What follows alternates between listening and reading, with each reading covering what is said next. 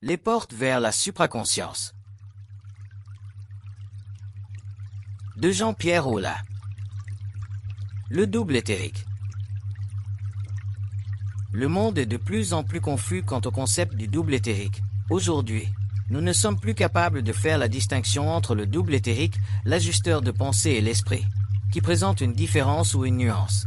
Ce que je peux dire, c'est que, depuis toujours, l'être humain s'est inventé des dieux extérieurs à lui-même, création de son imagination, de son esprit, qui correspondent à ses attentes, à ses aspirations, à son désir de perfection, à son insécurité, ou à son besoin d'être guidé. D'où, par exemple, le double astral ou le guide astral. Il existe une dimension de la psyché que j'aimerais essayer de faire comprendre, de faire saisir à l'être humain. L'être humain est énergie. Il possède un corps matériel que l'on identifie facilement.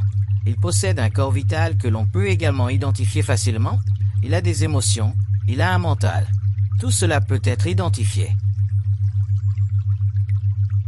Tout cela est de l'énergie, plus ou moins dense, mais c'est de l'énergie. Si l'être humain, dans ses principes matériels, dans ses principes expérientiels, parvient un jour à une fusion avec son essence, sa lumière, son esprit, sa réalité, le taux vibratoire de tous ces principes inférieurs augmente. Le taux vibratoire de son corps matériel, de son corps vital, de son corps émotionnel, de son corps mental. Cela crée un nouvel état énergétique de l'être humain. C'est son double éthérique. En d'autres termes, si l'on introduit dans l'être humain un nouveau niveau vibratoire d'énergie, ces principes inférieurs, doivent automatiquement s'élever en vibration. Une transmutation s'opère automatiquement. Sur un plan plus pragmatique, prenons le cas des grandes mystiques du christianisme. Vous avez donc cette petite femme simple qui entre en contact avec une énergie provenant d'un espace-temps parallèle très élevé. Elle, ses principes, d'un point de vue vibratoire, s'élèvent en vibration. Tout d'abord, sur le plan matériel, elle lévite, tous ses corps se transforment, sa conscience change. Elle vit donc d'une manière bien plus éthérée que matérielle. Elle vit beaucoup plus en relation avec une autre dimension qu'avec les dimensions matérielles de sa conscience. Il en va de même pour le corps éthérique de l'être humain. Plus l'être humain acquiert de la conscience, plus il subira la descente, au niveau mental, émotionnel, vital et physique, de cette énergie qui est son essence, son esprit. Le processus de fusion de cette énergie, qui est son essence, avec ses principes matériels et planétaires, créera une condition qui permettra à l'être humain de passer d'un plan à l'autre à sa guise, créant ainsi un corps éthérique qui représente la transmutation totale de la conscience atomique de son corps matériel, vital, émotionnel et mental. Cela signifie qu'on ne vient pas au monde avec un corps éthérique. Le corps éthérique se crée, se forme, se transforme. De plus, la transmutation de l'âme, la transformation de l'âme est très importante. Lorsqu'un être humain meurt, il sort dans l'astral, entre donc dans une autre dimension, qui est la dimension astrale, et est emmené vers les plans de la mort. Lorsque l'être humain conscient meurt, sa conscience mentale, sa conscience émotionnelle, sa conscience intégrale est tellement perfectionnée que, lorsqu'il quitte son corps, il n'est pas attiré par la lumière de l'astral. Par conséquent, il ne peut pas se rendre dans le monde de la mort, mais il ne peut être attiré que par sa propre lumière, c'est-à-dire par son double. Il est alors conduit vers son propre monde, vers sa propre réalité, vers sa propre dimension. Il peut même être conduit à retourner sur sa planète d'origine s'il a achevé son cycle sur la planète Terre, mais il ne peut pas aller dans le monde astral, il ne peut pas être attiré par le monde astral car la vibration de ce monde est trop basse pour lui. Cela signifie qu'il existe une différence entre le double éthérique et l'esprit. Le double éthérique est la fusion, le résultat de la fusion de l'esprit avec la matière. Le corps éthérique est le produit de l'activité, il est le produit de la fusion, de la transmutation des principes, mais à partir de la lumière vers les plans inférieurs, ce qui crée pour l'être humain un nouveau principe d'actualisation lorsqu'il sort de la matérialité. L'être humain a besoin d'un corps éthérique car, s'il n'en possède pas, il est contraint d'utiliser son corps astral. Et s'il est contraint d'utiliser son corps astral, il doit retourner dans le monde de la mort. Par conséquent, L'être humain en évolution ne doit pas mourir, car mourir ne fait pas partie de l'évolution. Il peut quitter son corps matériel. Je fais cette distinction lorsque je dis « ce n'est pas parce qu'un homme quitte son corps matériel qu'il meurt ». Ce qui fait qu'un homme meurt, c'est que, lorsqu'il quitte son corps matériel, il se dirige vers le plan astral. Un homme peut abandonner son corps matériel sans mourir, mais lorsqu'un homme abandonne son corps matériel, il revient sur une certaine longueur d'onde vers l'astral, traverse le tunnel, y est rattrapé et ramené, c'est cela, la mort. Et le nouvel être humain ne vivra pas tout cela, car sa conscience sera trop élevée, il connaîtra trop bien les lois de la lumière astrale, il connaîtra toutes les lois du mensonge. Même pendant la vie matérielle, il sera au-delà du mensonge. Donc, évidemment, s'il a achevé son cycle sur le plan matériel, puisqu'il doit poursuivre son évolution et son travail sur d'autres planètes immatérielles, il aura besoin d'un véhicule. Le véhicule du nouvel être humain sera le corps éthérique, tout comme le véhicule de l'ancien être humain était le corps astral. L'être humain inconscient n'est pas un véritable homme. L'évolution servira à créer le véritable être humain, à perfectionner l'être humain jupitérien et donc à permettre à l'être humain, au lieu de se projeter dans le temps pour obtenir la mesure expérientielle de sa propre dimension cosmique, d'être capable d'imploser dans l'espace. Cela lui permettra, en tant que conscience, d'explorer toutes les propriétés matérielles existantes sur les plans matériels, astral, mental, végétal et animal. Ainsi, l'être humain ne sera plus un être organisé, mais deviendra un être organisateur. Alors qu'aujourd'hui, nous sommes des êtres organisés. Nous fonctionnons selon des lois cosmiques qui régissent l'état humain planétaire de notre planète. Nous ne sommes pas libres de transiger, de modifier ou d'altérer les lois de cause à effet. Nous sommes contraints de vivre sous ces lois, et cela fait partie du fait que nous avons signé un contrat, si vous voulez, avec le plan astral, qui est le plan de la mort. Vous savez, nous n'avons pas encore compris ce qu'est le plan de la mort. Pour nous, celui qui meurt est quelqu'un qui part de l'autre côté. Mais la question va bien au-delà. Le monde de la mort est un monde dans lequel la masse psychique, c'est-à-dire l'intelligence totale qui se manifeste à travers nos circuits, devient pour nous connaissance.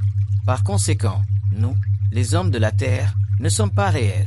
Quand je dis que nous ne sommes pas réels, je veux dire que nous ne nous inscrivons ni dans le temps ni dans l'espace, que nous n'établissons pas nos propres lois, que nous ne créons pas nos propres lois, mais que nous vivons selon des lois qui nous sont imposées par le monde de la mort, jusqu'à ce que nous ayons un esprit dont la vibration soit suffisamment élevée pour pouvoir supporter le monde de la vie. Mais l'être humain ne peut supporter le monde de la vie tant qu'il n'a pas reconnu le monde de la mort. Par conséquent, nous nous trouvons aujourd'hui dans une période d'involution, d'évolution, de transition, où l'être humain se cherche dans le monde et où, au cours de la prochaine génération, des prochaines générations, il sera amené à pouvoir vérifier par lui-même que le monde de la mort, qui dans le passé représentait la totalité de la masse psychique de l'humanité à travers les actions communes de chaque homme, sera demain contesté par chaque homme, ce qui renversera la polarité du monde de la mort, de sorte qu'au lieu que ce soit l'être humain qui réponde au monde de la mort par une conscience expérientielle, ce sera le monde de la mort qui répondra à l'être humain par sa volonté créatrice, en captant l'énergie de sa propre lumière dans l'éthérique. Ainsi, au cours de la prochaine évolution, la mort deviendra pour l'être humain une immense source de pouvoir qu'il utilisera pour la science de la transmutation de la matière, depuis les plans les plus bas, les plans élémentaires, jusqu'aux plans les plus élevés. Le nouvel être humain remettra tout en question. Il n'existe aucune connaissance provenant de la vie. Il est très difficile pour l'être humain de concevoir que la connaissance ne fasse pas partie du monde de la vie, car l'être humain pense. Pour lui, penser devient connaissance. L'être humain parviendra à saisir la subtile différence entre une pensée imprimée et une pensée créée. Mais une pensée créée n'est pas une pensée pensée, c'est une pensée exprimée, et l'être humain s'habituera à exprimer sa pensée, il ne la vivra pas dans son esprit.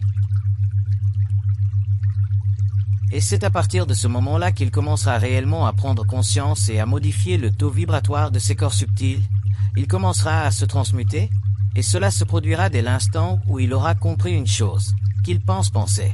L'ajusteur de pensée est une entité d'une très haute évolution qui a été placée dans l'esprit de l'être humain afin qu'il pense que l'ajusteur de pensée existe, de sorte que l'ajusteur de pensée, puisque l'être humain pense qu'il existe, devienne un aspect guide et lumineux de sa conscience évolutive. Tout d'abord, il existe aujourd'hui des concepts dont nous nous servons pour aller un peu plus loin dans la compréhension de la phénoménologie de l'invisible.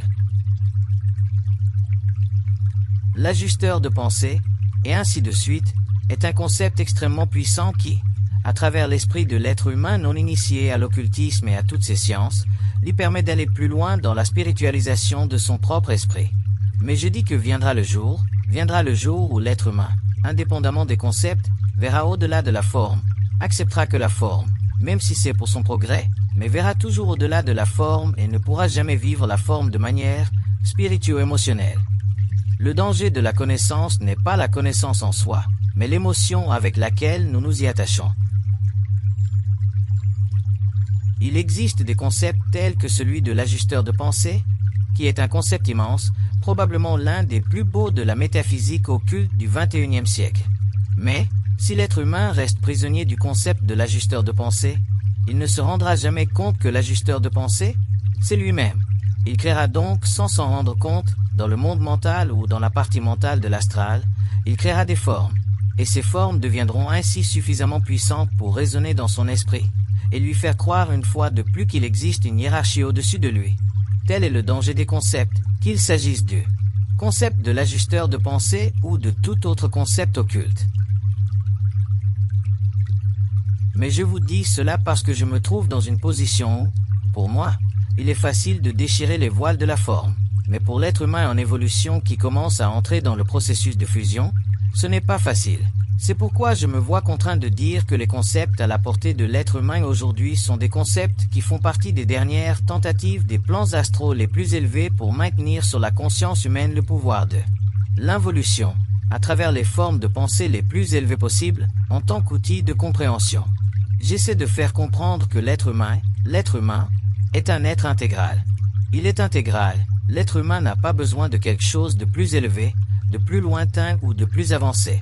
L'être humain est déjà intégral, mais il n'a pas réalisé sa propre intégralité. Par conséquent, il n'est pas intégral. L'être humain devra, au cours de l'évolution, réaliser sa plénitude. Voilà ce qu'est la fameuse fusion. Voilà ce qu'est la fameuse intégration. Voilà ce qu'est la fameuse individuation. Tout le reste fait partie de l'évolution de l'être humain, fait partie de la connaissance de l'être humain, fait partie de l'expérience de l'être humain, et je dis qu'il n'y aura aucune limite imposée par l'astral qui ne serve à maintenir l'être humain dans un état de domination. Le plan astral est le domaine de l'origine. Pensez à elle, origine. Dès que vous pensez à elle, origine, vous êtes dominé. Dès que l'être humain pense à elle, origine, il est dominé, car dès qu'il pense à elle, origine, il veut une loi de cause à effet, il veut un commencement pour s'ancrer dans le temps. Par conséquent, il veut une finalité pour percevoir la finitude de sa propre conscience. Il en est incapable, car cela n'est pas dans son essence, ce n'est pas dans sa lumière. Il n'est pas capable de supporter le fait que l'origine n'existe pas, que ce qui est originel n'est qu'une partie de la transformation progressive au fil des époques de certaines conditions énergétiques qui émanent de certains niveaux d'intelligence par le biais de certaines mémoires que nous appelons le monde de la mort. Mais l'être humain a beaucoup de mal à revenir en arrière et à dépasser tout cela pour vivre sa conscience de manière intégrale, et c'est pour cela qu'il a besoin de souffrir. Car lorsque l'être humain souffre consciemment, je ne parle pas de la souffrance inconsciente. Lorsque l'être humain souffre consciemment, il est contraint d'apprendre quelque chose. Si tu souffrais inconsciemment, tu ne le comprendrais peut-être pas, mais si tu souffres consciemment, tu es contraint de comprendre. Et c'est pour cette raison que la souffrance que l'être humain en évolution va expérimenter fait partie intégrante de la limitation psychique de son moi cosmique. Si l'être humain vivait son moi cosmique, en d'autres termes, s'il vivait la totalité de sa conscience, s'il était dans l'essence même de lui-même, s'il n'y avait aucune disparité entre ses plans, s'il était capable de s'immerger autant dans le mental supérieur que de vivre le matériel, s'il n'y avait aucune discontinuité dans sa conscience, l'être humain ne connaîtrait pas la souffrance. Il serait capable de synthétiser, de comprendre et d'adapter ses vibrations au fur et à mesure que le besoin s'en ferait sentir. Il est évident que l'être humain ne peut pas passer rapidement à des expériences psychiques d'un autre ordre. Cela se fait progressivement, mais il existe des clés qui lui permettent d'y parvenir, et l'être humain y parviendra. Cependant, au cours de ce processus, il aura compris que toute énergie faisant partie de l'involution se transforme. Ainsi, lorsque je dis que toute énergie se transforme, j'entends par là que toute façon de penser se transforme. Quoi qu'il en soit, la vie émotionnelle humaine se transforme, et toute vitalité finit par se transformer dès lors que l'esprit et l'émotion s'inscrivent dans un nouvel ordre des choses. Mais il faut que la conscience de l'être humain se transforme. C'est cela, la transmutation. Or, l'être humain ne peut pas convertir cette énergie parce qu'il a une certaine attitude mentale, parce qu'il a pratiqué la philosophie supramentale. C'est la vie qui l'obligera à remettre en question cette énergie. Le double éthérique fait partie de la constitution d'un corps subtil. Le corps éthérique se forme à mesure que l'âme se déforme. En d'autres termes, c'est comme si l'on disait « moins il y a d'âme chez l'être humain, plus il y a d'esprit. Moins il y a d'âme, moins il y a de mémoire, plus il y a de transmutation de l'énergie mentale et émotionnelle, et c'est précisément cette énergie, mentale et émotionnelle, qui crée le double éthérique. » Une personne n'a pas besoin d'établir le contact avec son double. Elle fera l'expérience de son double lorsqu'un jour elle sortira de son corps matériel. C'est en sortant de chez soi que l'on se rend compte d'être dans la rue. C'est donc comme si vous me demandiez, quand une personne peut-elle se rendre compte qu'elle se trouve dans son corps astral?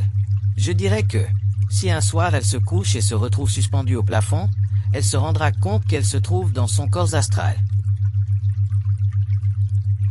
Le double éthérique a une consistance suffisante pour permettre sa perception dès lors que, si vous le souhaitez, vous pouvez lui conférer une plus grande densité afin que quelqu'un vous voie.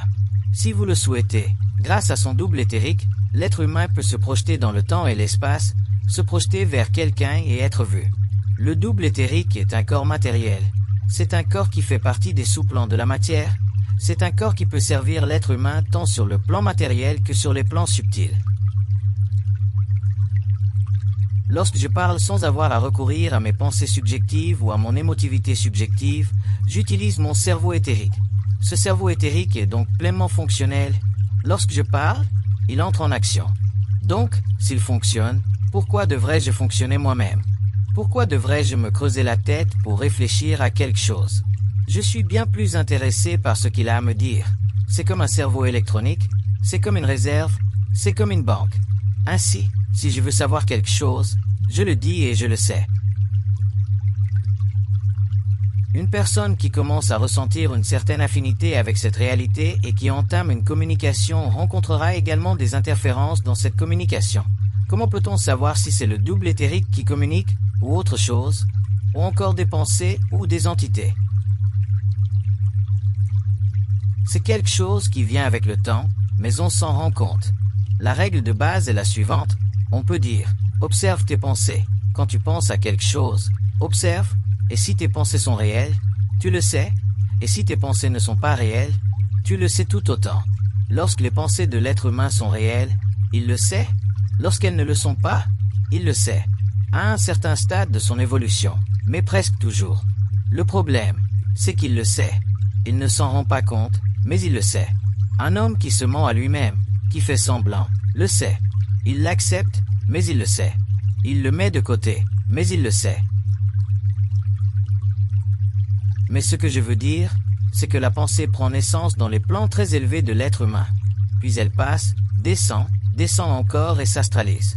Mais l'être humain, l'ego, dans sa relation à lui-même, le sait, il le sait. S'il ne se laisse pas piéger dans le jeu de l'astral, il le sait. Mais c'est parce qu'il l'accepte. Un homme qui est réel dans son esprit doit supporter la réalité de son propre esprit. Par conséquent, il ne peut que savoir s'il est réel ou s'il ne l'est pas. Car être réel n'a rien à voir avec la vérité et le mensonge. Être réel signifie être capable de supporter la plénitude de son propre esprit. Et ce n'est pas facile si l'être humain n'est pas suffisamment fort mentalement pour le faire ou assez fort émotionnellement pour le supporter. Ce que je fais, c'est expliquer comment fonctionne l'être humain d'un point de vue psychique, de la mémoire, au niveau de l'âme, au niveau énergétique, au niveau du plan mental. Je veux que l'être humain sache qu'il pense.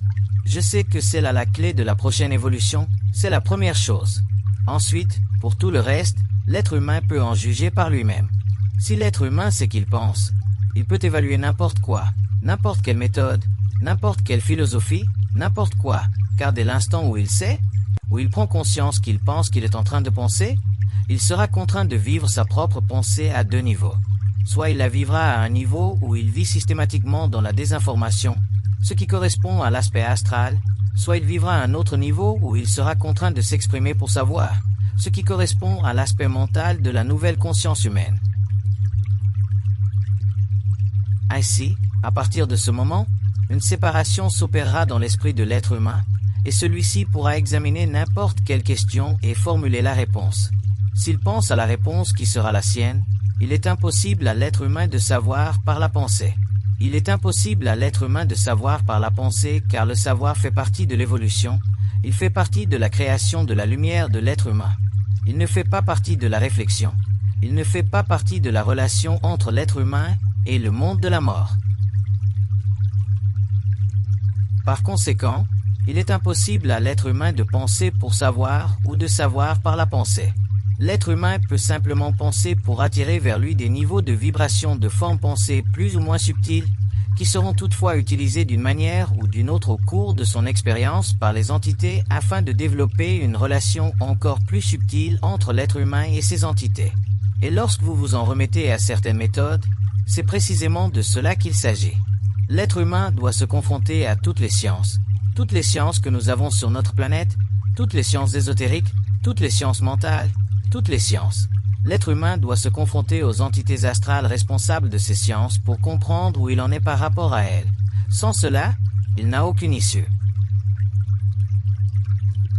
Je vais vous dire ce qu'est un engramme, selon moi, et non selon ceux qui en parlent.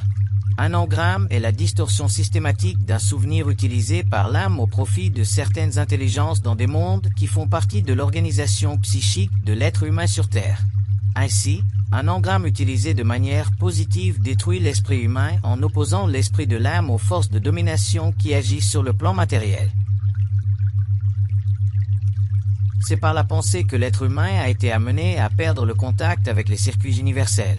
La rupture entre les circuits universels et la race d'Adam s'est produite précisément parce que l'être humain commençait à s'enfoncer dans son mental inférieur. Si les circuits universels n'avaient pas été interrompus entre l'être humain et eux, nous serions aujourd'hui à un stade d'évolution extraterrestre. Mais il fallait que ces circuits soient interrompus car il existait un plan évolutif pour l'humanité qui devait durer un certain temps, afin que l'être humain puisse un jour se reconstruire une nouvelle mémoire, mais à partir de son propre vécu, expérimenté au cours des millénaires.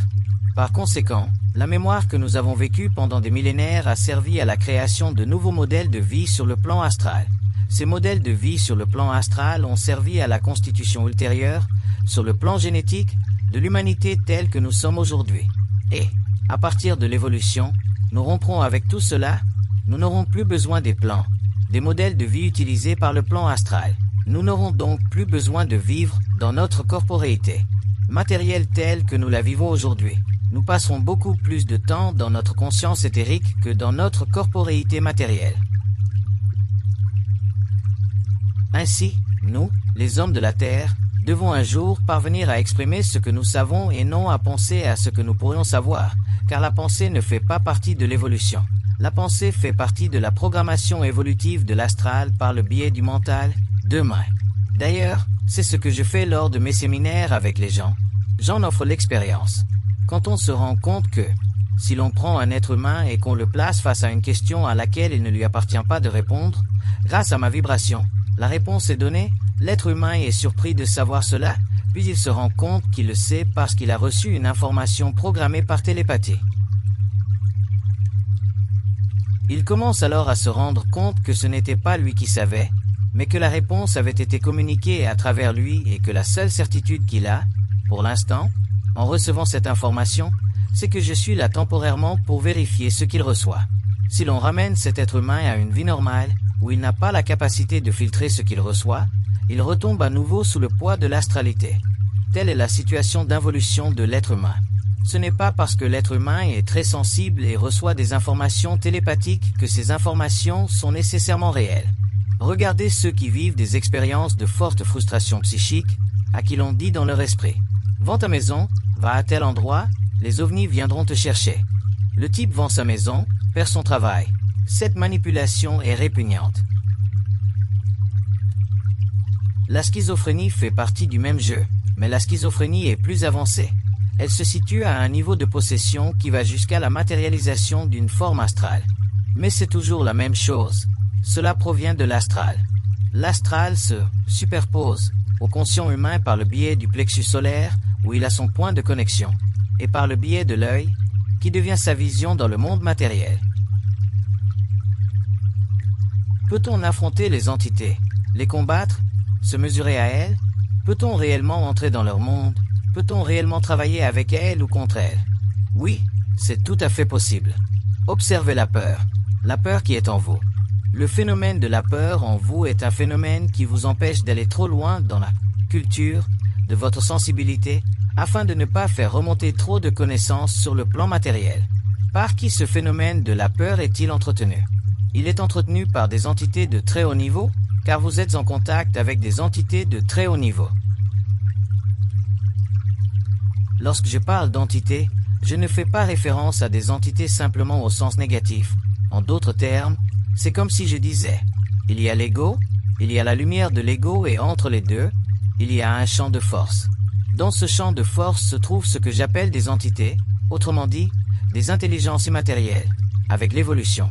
Pendant l'involution, le lien avec la lumière de l'ego était très ténu car le lien entre le champ de force et l'ego était très puissant. Au cours de l'évolution, le lien entre le champ de force et l'ego s'affaiblira considérablement, de sorte que le lien entre la lumière de l'être humain et l'ego deviendra très puissant. Ce sera cela, l'évolution. Par exemple, j'ai rencontré une personne qui, pendant très longtemps, a vécu une communication télépathique purement sonore. Des sons. Et j'ai fait l'expérience avec elle. Je lui faisais ça ici, elle entendait un orchestre.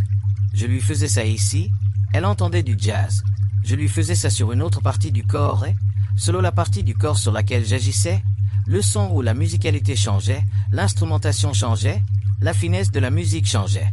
Ainsi, pour démontrer que le plan astral est un plan extrêmement polyvalent et psychoélectrique, il existe une relation étroite entre la nature matérielle de l'être humain et le plan astral, en lien avec son corps astral qui devient le vecteur d'expression de ses énergies. Cette personne avait, pendant un certain temps, un problème d'audition. Elle n'entendait rien. Par conséquent, toute son énergie mentale était intériorisée. Étant intériorisée, elle est automatiquement devenue sensible à cette énergie interne, ses centres psychiques se sont développés et elle en est arrivée à un point où elle n'entendait plus les voix qui lui parlaient, mais entendait constamment de la musique. Il s'agit d'une forme de possession. Je lui ai donc dit, pour mettre fin à ce phénomène, va chez le médecin. Achète-toi des appareils à mettre dans les oreilles afin d'abaisser le niveau vibratoire de ta conscience astrale. Maintenant qu'elle l'a fait, elle entend mieux, il y a moins de musique dans sa tête, d'ici peu, il n'y aura plus de musique dans sa tête. Ainsi, le phénomène de elle, entité, n'est pas simplement de nature psychologique, il peut être de nature sonore. Et pour les personnes astrales, pour les personnes sensibles, pour celles qui vivent des expériences dans l'invisible malgré elles, pour celles qui vivent la folie, pour toutes les personnes qui se trouvent dans les asiles, pour les personnes comme moi qui ne se trouvent pas dans les hôpitaux psychiatriques et qui devraient pourtant y être, il existe bel et bien des mondes parallèles et l'être humain sera un jour contraint de démanteler ce qui a été mis en place par ces entités pour dissimuler le secret de l'organisation totale de la conscience humaine.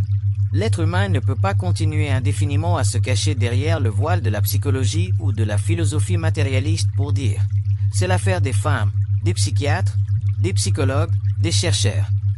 Et je connais des personnes très cultivées qui s'intéressent à ces choses.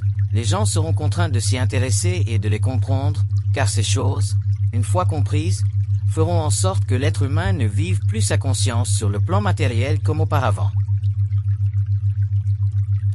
Ce que nous appelons la lumière est la force créatrice de l'être humain. Elle est très personnelle, elle fait partie de l'être humain dans son intégralité. La lumière n'a aucun rapport avec la réalité. La réalité est l'expression de son mouvement dans le temps et l'espace. Lorsque l'être humain vivra la lumière, il vivra la création des conditions spatio-temporelles de sa propre psyché. Il sera alors libre d'explorer toutes les dimensions spatio-temporelles de sa propre réalité.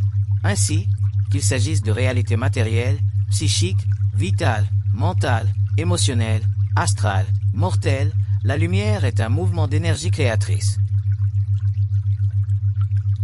L'être humain doit être réceptif à cette énergie car elle fait partie de lui, car elle le constitue. Mais, malheureusement, en raison de son involution, l'être humain ne vit qu'une infime partie de cette énergie. Pourquoi? À cause de sa mémoire. Pourquoi? À cause de son âme. Pourquoi? À cause de ses liens émotionnels avec la mémoire de l'humanité. À cause de ses liens avec le besoin de distinguer le vrai du faux. C'est là l'instrument le plus puissant de l'astral. L'être humain doit avoir la force de définir le réel.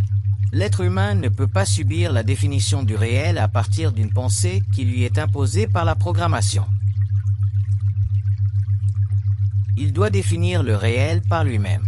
Et lorsque l'être humain vit sa propre énergie, quel que soit le niveau auquel elle se situe, qu'il s'agisse de science, de physique, de génétique, de lumière, d'âme ou de toute autre chose, lorsque l'être humain vit cette énergie et l'exprime avec des mots, il ne peut pas la rendre plus grande que ce qu'il est capable de supporter. C'est impossible. Je ne peux pas parler de cette lumière dans le monde plus que ce que je suis capable de supporter. Sinon, je meurs. Donc, dans 2 ans, j'en dirai davantage, j'aurai plus de force. Dans 10 ans, j'aurai plus de force. Une entité équivaut à un espace mental, car l'entité vit dans l'esprit de l'être humain. On ne peut pas créer une entité par la parole, car la parole ne sert pas à créer une forme, elle sert à déplacer de l'énergie. La pensée, en revanche, sert à créer une forme. Mais la parole ne sert pas à créer une forme, elle sert à déplacer de l'énergie. C'est pourquoi, demain, la parole sera pour l'être humain sa plus grande sécurité, car elle ne crée dans le monde mental de l'être humain aucune matérialité ni substance pouvant être utilisée par les entités contre lui. C'est pourquoi l'être humain qui possède la parole n'a plus besoin de connaissances. C'est pourquoi l'être humain qui possède la parole peut vivre dans le vide mental. C'est pourquoi l'être humain qui possède la parole n'a pas besoin de penser. C'est l'être humain de demain. Tandis que l'être humain qui vit par la pensée est contraint de nourrir les entités qui font partie de son espace mental. Et plus ces pensées changent, se transmutent, plus elles deviennent intelligentes, plus ces entités deviennent intelligentes. Par exemple, vous venez au monde dans une famille pauvre. Votre père est un homme autoritaire, têtu. Votre mère est une femme bonne mais faible. Vous grandissez et l'autorité de votre père vous marque pendant des années et des années. Ainsi, d'un point de vue astral, vous développez une sorte d'insécurité psychologique au niveau de l'ego, tandis que la bonté et la sensibilité de votre mère vous permettent de conserver une sorte de finesse instinctive sur le plan émotionnel. Au fur et à mesure que vous avancez dans la vie, et que vous vous ouvrez au monde à la recherche de pensées ou en nourrissant des pensées, les pensées que vous nourrirez dépendront de votre force et de votre faiblesse. Il y aura donc en vous une entité liée à l'activité astrale de votre père, et il y aura en vous des pensées liées à l'activité astrale de votre mère. Par conséquent, vous pourriez très bien avoir 2 entités liées à votre psychisme. Si votre père a été très autoritaire et vraiment sévère, vous pourriez percevoir un lien avec une entité sur ce plan qui vous amènera, par exemple au cours de certaines conversations avec le psychologue, à l'entendre vous dire « Écoutez, vous avez une relation avec un père qui était d'une certaine manière, vous avez une relation avec une mère qui était d'une certaine manière. » Alors qu'en réalité, ce sont des entités de ce type qui ont donné à votre père et à votre mère cette façon d'être, qui ont maintenu le lien avec vous de manière continue de cette façon. C'est un jeu. Et c'est précisément cela que l'être humain va découvrir.